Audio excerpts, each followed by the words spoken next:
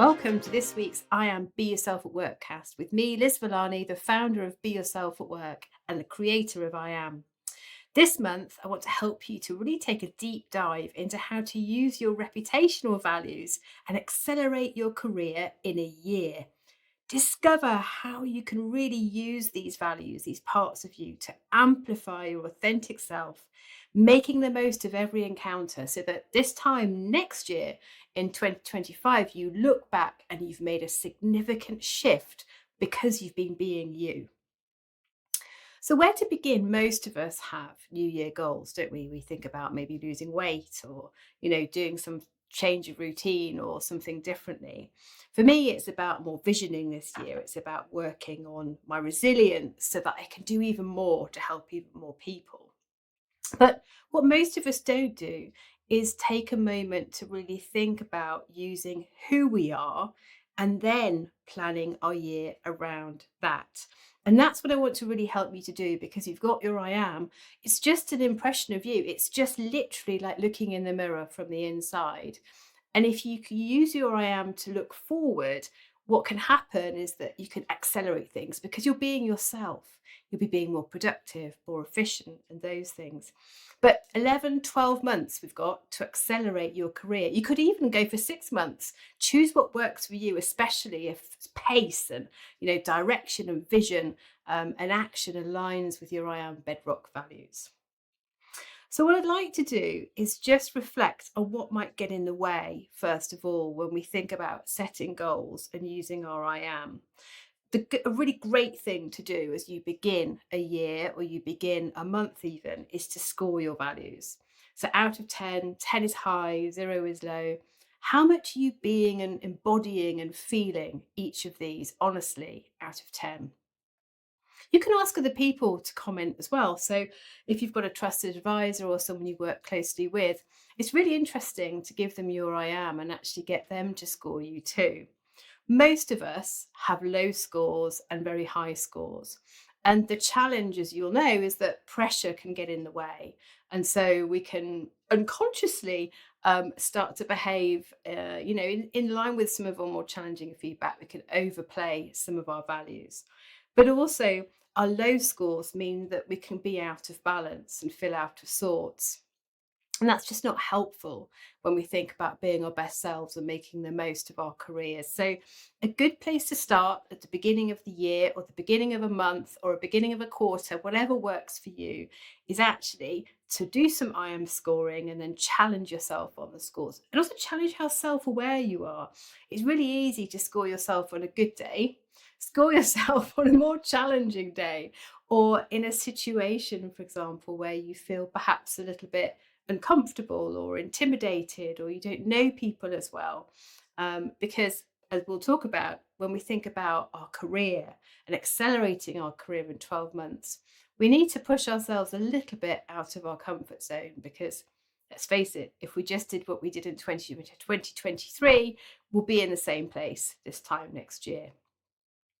So, taking some time to score your values, to challenge yourself on them, to actually lift the lower scores and reduce any nines and tens will just help you to almost begin and take stock. My next challenge to you is to dream. Now, this isn't where you switch off because it sounds like Liz is going to get all fluffy on us this month. When was the last time that you actually sat down and thought, what do I really want? If I could have anything in my career, achieve at any level, whatever that means, what would that be? When was the last time you got actually really excited about where you could be in a couple of months' time? Where do you see yourself when you think about the role that career plays in your life? Those of you who know me personally will know that, I bang on about how important it is to actually use your career as a part of your life to experience who you are and make a difference. Something as important as your family and friends when you think about what you're here for and making a difference and being you. So, think about what might actually be your dream for the year. Get brave, really think about it. And you don't just have to have one dream, you might have many dreams. Maybe you want to have multi careers. Maybe you want to learn new things this year. Maybe your goals are more about your inner self and thinking, actually, I want to be more confident. I want to worry less what people think about me. I want to think about feeling more excited and engaged, or just more conscious, so that the year doesn't pass without me really sort of thinking and making changes, and those things. So I really encourage you to take some time. It's precious, our time, but actually, when we stop, it doesn't actually take long just to sit there and think, actually, what do I really want? And if you don't know, maybe that's the next step. Reviewing where you are, your value scores, how much you're being you, and then really thinking, actually, what is it that I want? And when it comes to careers, I always suggest we think about three questions. The first one is, what do I know? Well, think about where you are in your career. What do you know?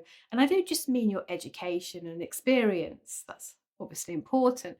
But actually, what is it that you tend to know that others don't know? What are your skills and gifts in the moment? And your IM can help you to prompt that. The second question is, what do I want? So we've already talked about this question. What do I want? And actually, this isn't just about money, and it isn't just about where you want to work and how you want to work. Challenge yourself. What would the dream career situation and reality look like? And third question is, who am I? But you can answer that already because you've got your I am. So, a few tips there to think about how you want to think about dreaming again, taking some time.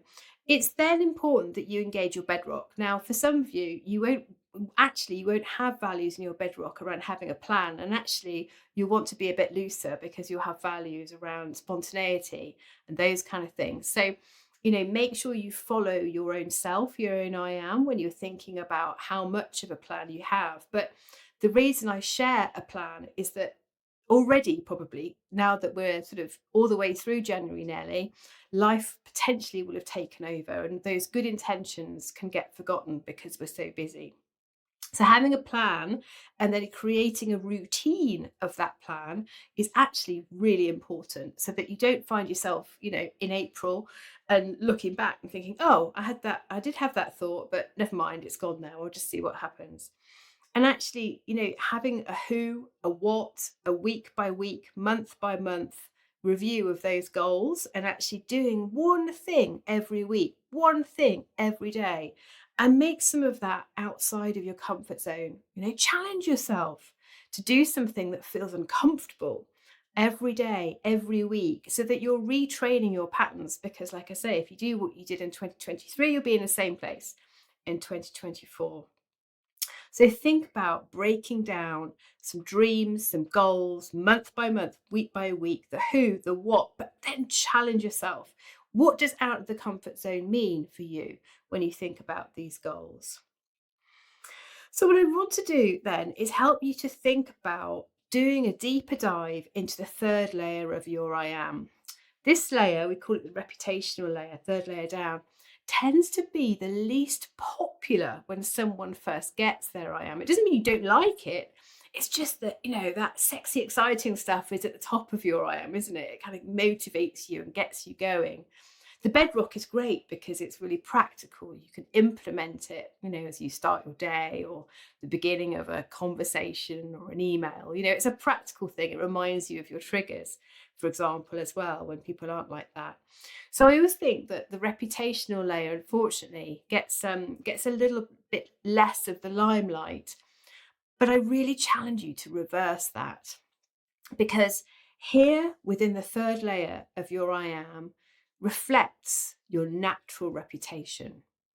These are your superpowers. Now, you can argue with me that your superpowers are at the top of your I am or in your bedrock because that's what's got you to where you've got to. Great, brilliant, well done, 2023. But if you really want to accelerate your career, really, really accelerate your career, you need to be able to amplify your unique gifts, your superpowers, your natural presence.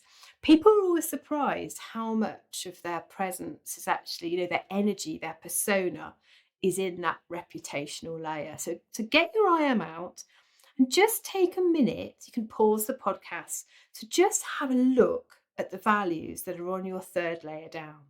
You'd have done some scoring probably as well, but just pause me for a minute. You can put me back on, if you want to just if you want to take some time just to reflect. If you're a reflector, it's important that you don't rush this work. This layer of your I am, you should be spending, in my experience, about 60 to 70% of your time in this space. And I would bet, from my experience, that you're not. Okay. This layer of your I am is where you should be going about your world. It leads to the feelings at the top of your I am. It is very unique and very obvious in your persona. So it should be amplified, should be really obvious to the people around you in your world that this is what makes you you. This is the environment, the culture around you that you create. This is the impact you have. And so this uniqueness, this layer of your I am, is the layer that is the almost the easiest thing to leverage to accelerate your career, because people buy people. If you're looking to get promoted or grow your business or whatever it happens to be from a dream perspective, one of the best things that you have, your best chance of success, is actually yourself. And being memorable and making an impact, an impression on the people around you. So challenge yourself to really take some time to look at the values. And a good exercise to do is to actually take each value in turn and ask yourself, if you gave that really obviously to somebody else, or a group of people, whatever that happens to be, practically in your career, in your world, if you really gave it, what would be the impact on someone else? So I'll give you some examples. So I've taken my reputational layer. My first I am value here is kindness. Okay. If I give kindness by anticipating what people need, making people happy, that kind of consideration, thinking about what you need and need to hear before you hear it, the impact on you of receiving that kindness from me probably is a feeling of specialness, of feeling valued, of being seen, of feeling heard. And it's an emotive feeling. It makes you probably come alive. Okay. You might blush if I'm giving you a compliment, but there's an impact to the receiving that kindness. Now that's powerful. Take another one. Another one of my reputational values is can-do belief. If I give that optimism, that belief in people, what does that feel like on the receiving end? You don't feel alone. You stop questioning yourself. You think, well, if someone else believes in me, then maybe I'm right here. I'm giving the gift of encouragement when I think about implementing can-do belief. So take each of your I am values and reflect on and define, write it down, the impact of you being that part of you, that value, that behavior, those words, that energy on someone else. These are your superpowers. Are you using them enough? Are you amplifying them enough? Because when you do, people will not forget you. And the great thing about your reputational layer and your I am is that it's really hard to get it wrong, because you'll be perfectly in balance, particularly if you read the whole of the row and activate them all together. You haven't got that danger of overdoing you, which you have at the top of your I am in the top two layers. You won't potentially irritate yourself, if you like you would do in the bedrock if you weren't being them. It's much simpler in the reputational layer. And so what happens when people amplify these and make them very obvious is they realize and notice the impact they have on others and the world around them by being them. And it can feel really powerful. But it's hard to do. Why? Because most of us are so busy, we're under so much pressure to get things done quickly, that we tend to unconsciously live most of our time in the top two layers of our I am. So we need to regroup. We've got to make this something that we're conscious of doing and being when we step into this layer. And also, it's worth reflecting on the center of this layer, the center of your reputational layer. We call your uncompromisable or your uncompromisables. You may have one, you may have two values in the center of your reputational layer. These parts of you are really important for all the reasons that I've noted. But if you can't have them and be them, you'll feel quite torn, quite stressed. You could get quite stubborn. And stressed, torn, stubborn people don't generally accelerate their career. So it's definitely worth building into your plan.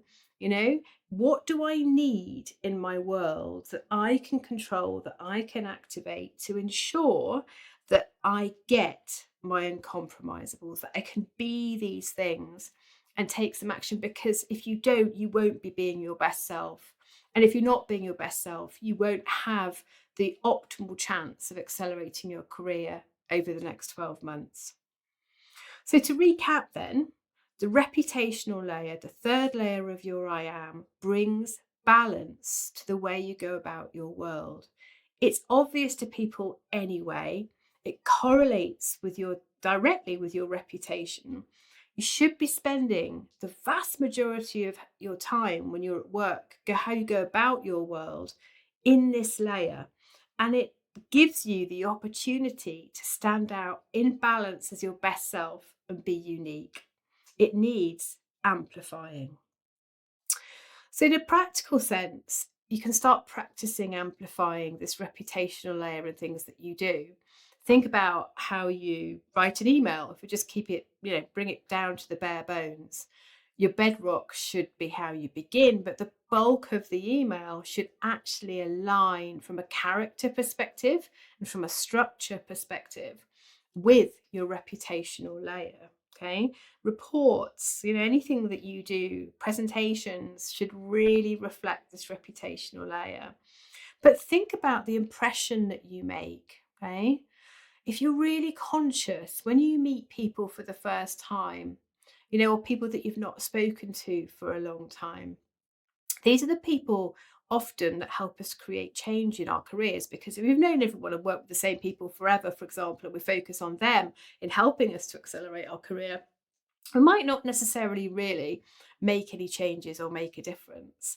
Impressions are very important. You want to be memorable, but you actually want to make an impact, a positive impact on people. They won't forget that. So whether it's interviews or connecting with people on LinkedIn or just, meeting people outside of work or for the first time, really, amplify these and make them very, very obvious and practice it. Okay. And you'll find that you'll feel balanced, but also unique. And hopefully, what we'll see is that you'll also be memorable.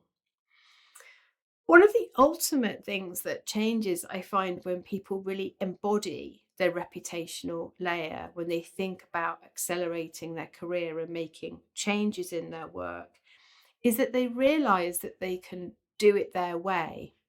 And when you do it your way, you feel happier. So see this almost like, how you play your game, if you like. You've got goals and, you can look at the top layers of your I am if you want to think about what those goals might be, because the top two layers of your I am very much correlate with your purpose, your why, what you want. So there's lots of clues within there. But actually, a sense of real balance and making a difference comes from being and amplifying this reputational layer, and that means being happy. So, as I said, it might not feel as exciting as the top two layers of your I am, but you are the best chance you have to really be more of a success and accelerate your career in 2024. So I hope that's been powerful and I hope that's been useful. I've put links in this I Am a Monthly for you to be able to refresh yourself on the layers of I Am. So there's a link to the podcast that is in and part of the 8-week experience. I've also put in a few prompts to help you to reflect on your reputational values, to help you to really come back to and consciously amplify them and remember them as well. So it's a really good thing to score them. It's a really good thing to be able to sort of amplify them. There's also a link at the bottom of this month to the I am a podcast. So there's a few podcasts. There's lots more to come this year for you to listen to and to help you to really accelerate being you in your career. So go and be you.